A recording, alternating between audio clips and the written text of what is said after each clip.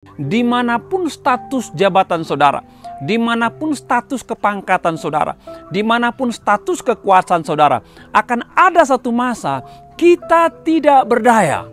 Kita tidak bisa berbuat apa-apa. Menghadapi satu dua masalah yang kita miliki, itu pasti kita alami Bapak Ibu.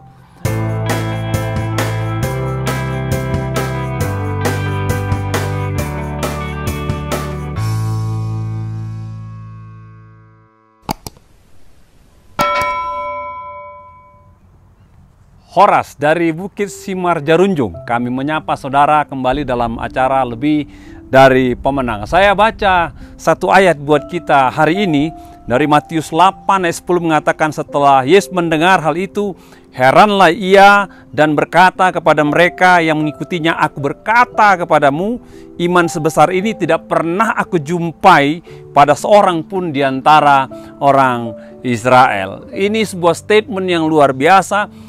Bagaimana Yesus mengatakan bertemu dengan seorang perwira dan berkata, iman sebesar ini tidak pernah kujumpai seorang pun dari antara orang Israel. Saya mau beri judul renungan pada saat ini Bapak Ibu, bicara mengenai menghidupi iman. Mari kita mempelajari bagaimana iman besar yang dimiliki oleh perwira ini sampai Yesus berkata, iman sebesar dia tidak dijumpai di antara seorang pun dari orang Israel. Kisah seorang perwira Bapak Ibu ya, yang memimpin di daerah Kapernaum.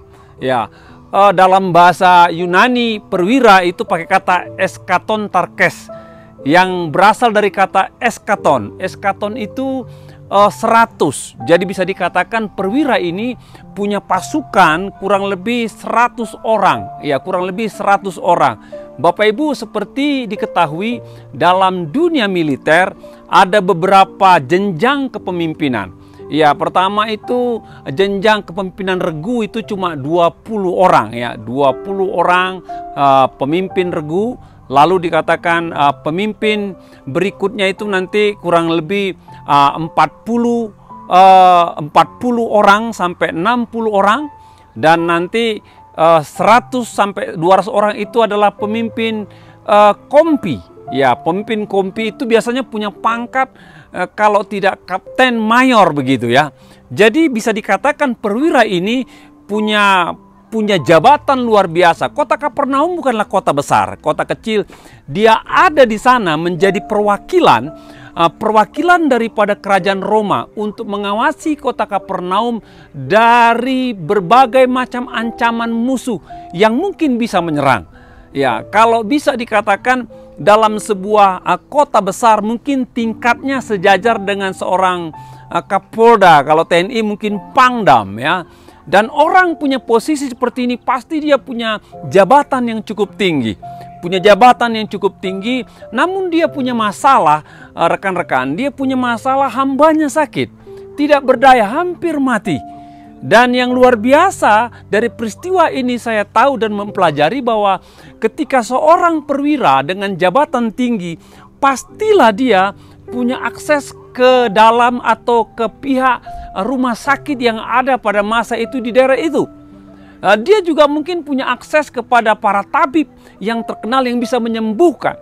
Dan saya yakin juga upaya-upaya pendekatan secara medis sudah dilakukan oleh perwira ini kepada hambanya yang sakit tadi, Bapak Ibu. Namun Alkitab berkata bahwa hambanya tidak sembuh, tambah lama sakitnya tambah parah, dan dia tidak berdaya.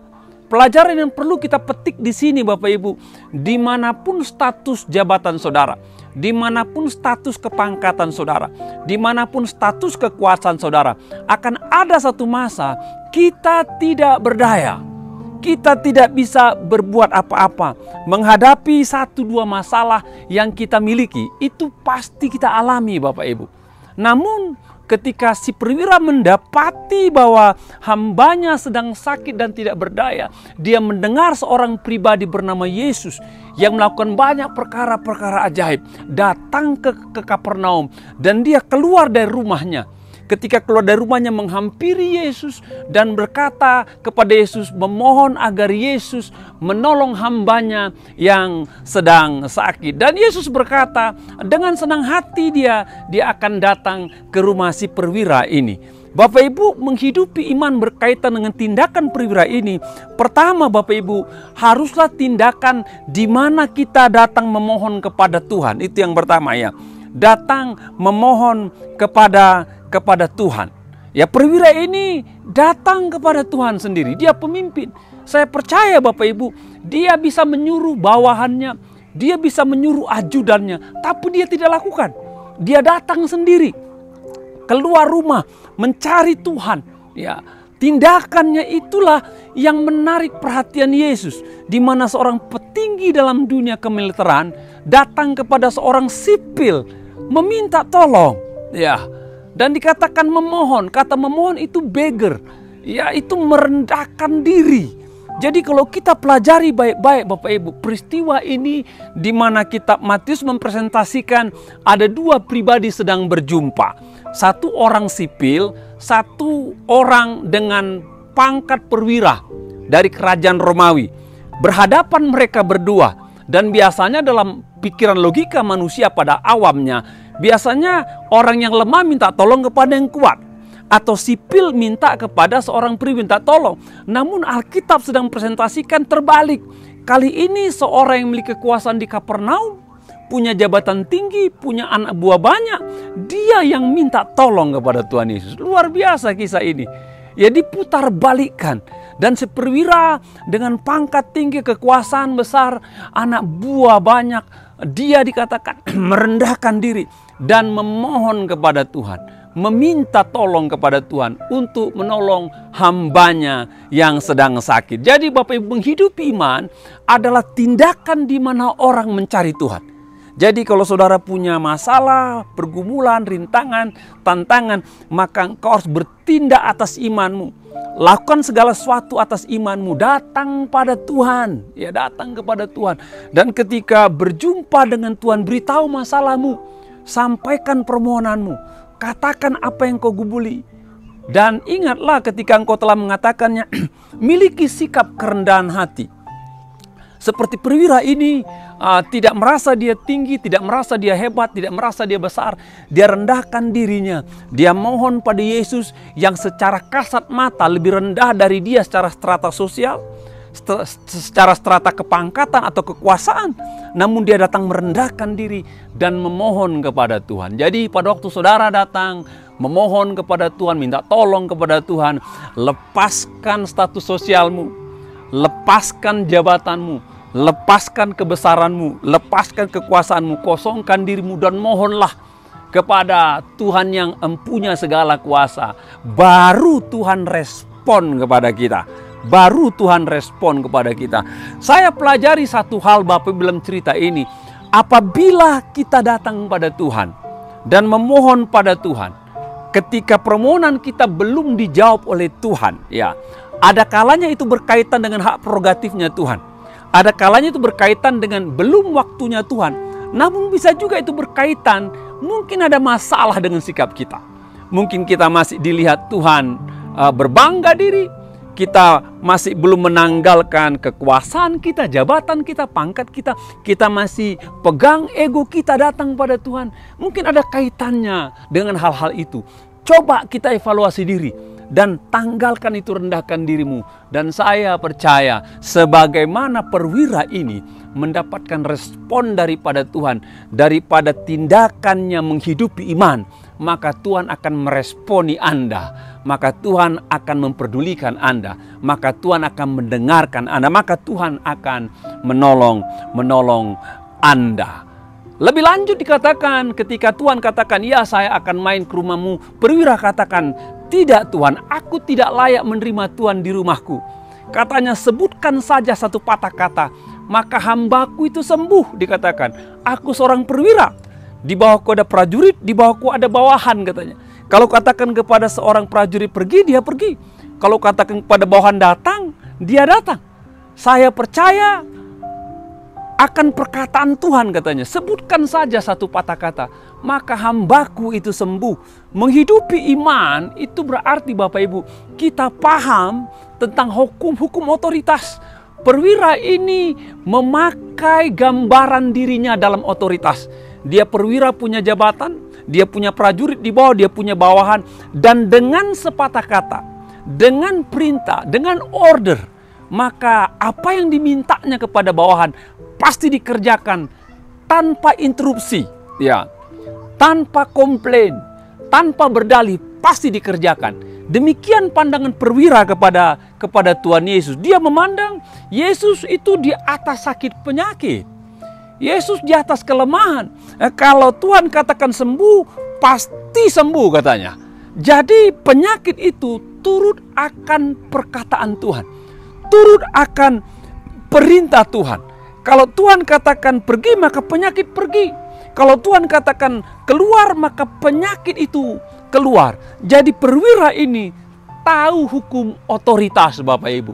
Dalam bagian-bagian lain kita bisa melihat bagaimana perkataan Yesus itu berotoritas ketika dia main ke Gadara dan ada orang kerasukan setan penuh dengan roh jahat datang tersungkur kepada Tuhan dan berkata, apa urusanmu dengan kami, hai anak Allah, waktunya belum tiba.